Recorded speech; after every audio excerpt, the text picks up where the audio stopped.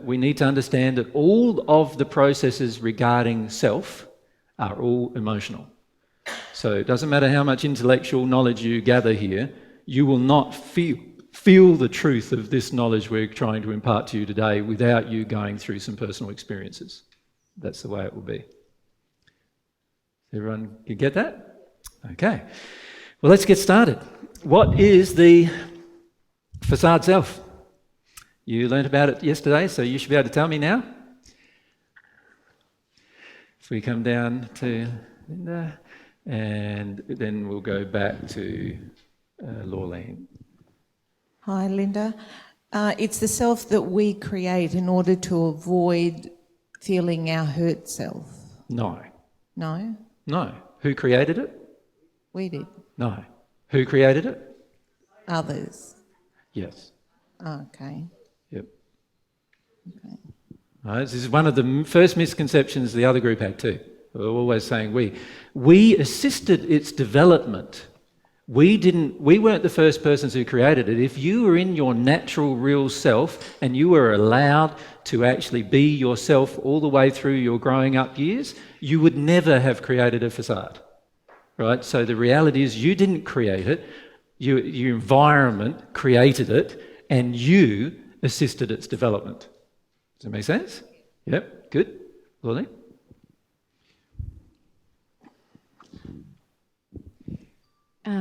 I don't have a lot to add on to that, but I feel it was the greater the facade is, the greater I want to avoid all the pain that I don't want to face. So just not wanting to face any of it. So the bigger I create it is what I feel the bigger I have been hurt or feel, like... Yep, so I feel you're getting a bit complicated, but yes, obviously the more facade you create, obviously you create more to cover over certain things that you feel are insufficient within you. Yeah, and that's what I understand is how many facades I have. Yes. Was it a bit of a shock to learn that you've got lots? Not really when you analyse your life though, right? Because when you deal with family, you deal with friends, you deal with the girlfriend, you deal with the boyfriend, you deal with the husband, wife, like everybody you seem to be different with oftentimes. So obviously there's a bit of a facade there so you can see and measure that. Yeah, that's good. If we come forward to Camilla.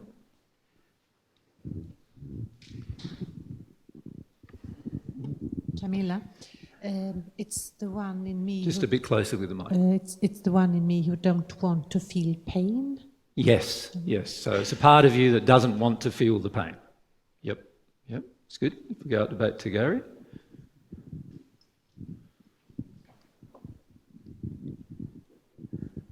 Hi, Gary.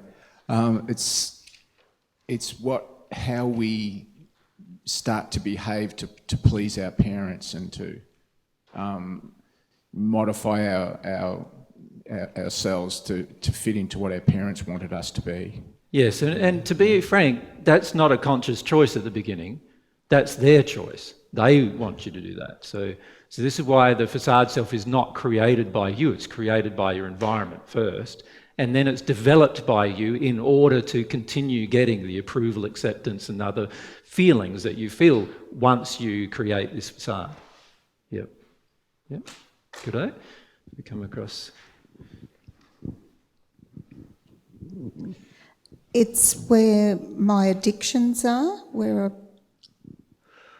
it is where a lot of them are, but not necessarily all of them. Because yes. I've seen children of 2 years of age have a lot of addictions. Right? Yeah. For example, when you as a parent give the child everything it wants without restriction, by the time it's 2, it thinks that it could demand anything it wants. Yeah. Right? That means it has an addiction. Yeah. Right? A compulsion to demand whatever it wants. Now, so some of your addictions were developed within you, and for many of you ladies who have been oppressive towards men and other people, is that it's been developed in you, some of these addictions, from the age of 1 or 2. So you can't say that all of your addictions are related to facade, but a lot of them are. A lot of them are. Yep. If we come to Gwen. The biggest thing I got was it's my insensitive self. Yes. Because I want to become more sensitive. So Yes. Do you remember the emotion? Do you remember yesterday when we went through the real self, the hurt self, and the facade self? The second section of each one of those things that we went through, we discussed with you the feelings involved with that self. You remember that? My suggestion to you is when you get home is to really have a good look at those feelings, because those feelings will help you identify how much you're actually in one part of yourself compared to the others. Everyone got that from yesterday? Very important thing to do for yourself. If you can do that, you'll be able to identify for yourself. Remember, this is all about teaching you how to do these things for yourself. So you'll be able to identify for yourself when you're in a facade. You'll feel the feeling, there it goes again. There it is again, my facade popping up there. And at least you have some kind of intellectual awareness that it exists. Yep. Okay, well, let's go through some of these reminders. My facade self is created in childhood by other people not wanting me to be my real self, right? So a lot of you have been going, my facade self is created by myself. Well, your facade self started when you were just a little baby. You had no cognizant development, no intellectual development. How could you say it's created by you? Like, it's created by other people forcing their facade or forcing what they wanted you to be onto you. It's been further developed by my purposeful desire to ignore my real and hurt selves. So that's all true. It's very adult in nature because the adults or myself as a maturing adult created facades. So that's why it's very adult-like in its nature. So even in a 2-year-old, sometimes you see some very adult-like emotions because already mum and dad have imposed that kind of thing upon them. And we could call it the adult facade just to help you connect with the emotions associated. Marco? And then Glenn. Is it based on just one parent or both parents creating this facade? It's not only based on parents, it's based on the parents, primarily, of course, but it's based on, if you went to kindergarten, you went to daycare, you went to school, all of these, so usually your brain is only fully developed, around 7 years of age or so. That's what most people realise now. So all the time before then, you've done heaps of things. You've spent time with heaps of different types of people, grandfathers, grandmothers, all of them participated in the creation of the facade. Yep. How other people see me is not necessarily my facade, though, is it? It's what they project. Correct. So, but in our childhood, how other people saw us was very much dictated our emotional response. So in other words, if you were born and your family saw you as someone they didn't really want, then that emotion would have entered you, and so you would have then tried to be something they wanted. Does that make sense? So it's an automatic response in order to try to get something from the situation that we hadn't got before. Yeah. But as an adult, I don't have to live up to what people want to see me as. No, not at all. Of course. Yep. Why would you ask such a question? You know the answer to that. I was just thinking conversation with my sister. I was talking about emotions, and she said, let me describe how I see my sister. You're happy, you've got friends, you've got this and you've got that. And I just thought, that's a mask. You're not seeing through that. And I thought, well, that doesn't have to be me. No, but see, a lot of the times when people describe what they observe, they're actually telling you some very important things about yourself, and in that they're telling you the mask you put on, and that's what you'll portray to the world. So this is the thing that's quite funny, I find, is that many of us as adults want other people to understand us, but at the same time, we're putting out a facade. How can we expect them to understand us? Like, our expectations that somebody understands and looks through the facade is a demand in itself that's unloving. If we were truthful, honest, direct, outspoken, candid, and all those things that were part of our real self, and then no one understood us, then I can understand you being maybe a little bit upset.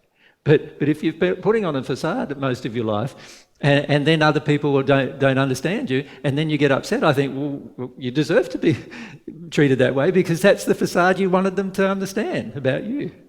You know what I mean? We have these really confusing things that we do to other people with this facade thing. Well, on one hand, we want to put out the facade. On the other hand, we want them to understand our real self. As if that's ever going to happen while we're putting out a facade. Never going to happen. So you've got to be careful about these kind of analyses, if you like, as adults, of what you expect from people, what's loving, what they should do, and all those kind of things, when you actually have contributed quite heavily to their misunderstanding of you. Does that make sense? And if you think about it, others are the same. They contribute quite heavily to your misunderstanding of them. And we've got to see that it's all because all of us live in these facades all the time, and so of course we're going to all misunderstand everybody. Yeah. Thanks. Okay, we go to Lorraine. Lorleen, can I say that a spirit influence influences my facade?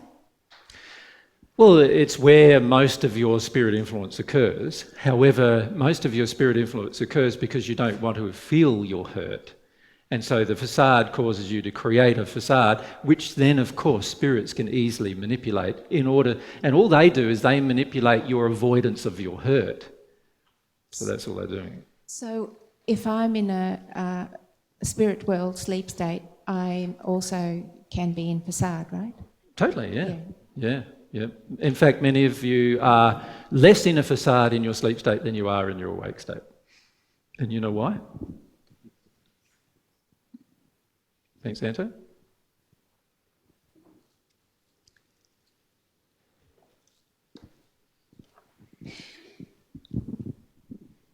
Anto, because we feel we can get away with it.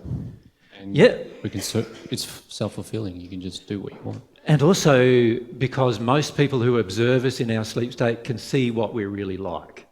Whereas most people who observe us in our awake state can't see what we're really like. And so the facade has a benefit in our awake state. But in our sleep state, more people can see what we're really like, so we have less facade. That's normally the case. Yep. Good-day. Remember the emotions of the facade self. This is something that I'd like to reconnect you with this morning. What were some of those emotions? You remember them? Thanks, Jane.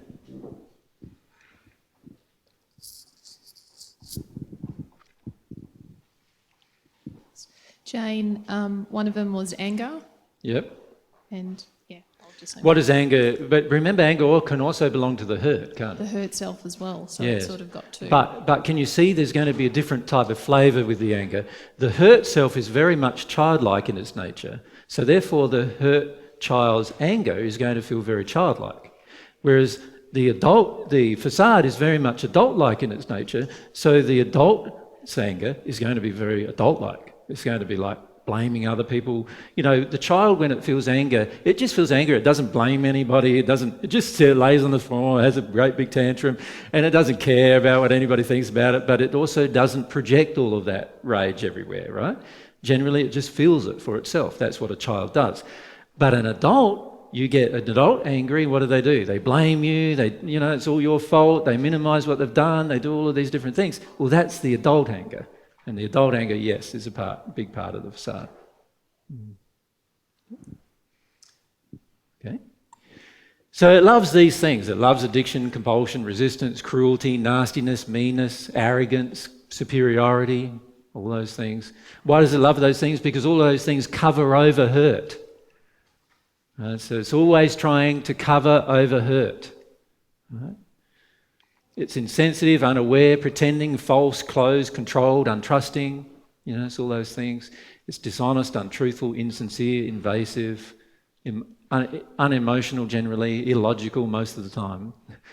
It's just doing what the addictions demand, which is very illogical. It's immovable, imprudent, thoughtless, irrational, reckless, irresponsible. These are all parts of our adult facade. The irony is that most of you think your adult facade is logical, rational, and at the same time thoughtful, careful, right? That's not what I observe. I see you going around like a wrecking ball most of the time and having no idea why. Right? And this is the problem with our adult facade. It has very little idea about itself. Right? It's just addicted to the facade.